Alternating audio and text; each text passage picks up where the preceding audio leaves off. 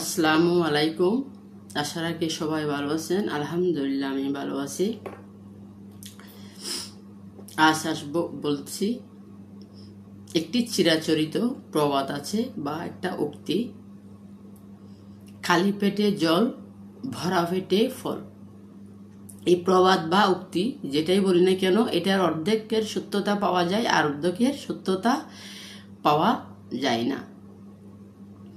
খালি পেটে জল খাওয়ার অনেক উপকারিতা আছে, সেটা আমরা জানি, কিন্তু ভরা পেটে ফল খাওয়ার কোনো উপকারিতা বৈজ্ঞানিকভাবে প্রমাণিত নয়।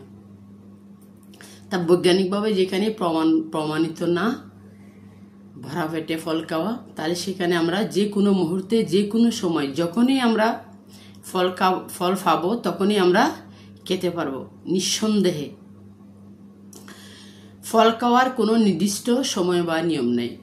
সকালে খালি পেটে ফল খাওয়ার উপকারিতা বা অপকারিতা, নেতিবাচক প্রভাব, ইতিবাচক প্রভাব কোনোটাই নেই। তাহলে আমরা যে কোনো সময় ফল খেতে পারি। খালি পেটেও ফল খাওয়া যাবে, ভরা পেটেও ফল খেতে পারবো, খাওয়ার সাথেও ফল খাওয়া যাবে। কোনো ধরনের ক্ষতিকর দিক এতে নাই।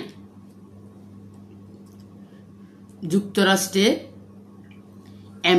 ওয়েবসাইট এমডি লিংস বলেন, ফল খালি পেটে হোক, ভরা পেটে হোক, খাবারের সঙ্গে হোক, খেলে কোনো ধরনের নেতিবাচক প্রভাব পড়ে না এবং কোনো ধরনের পুষ্টিগুণের বেশ কম হয় না।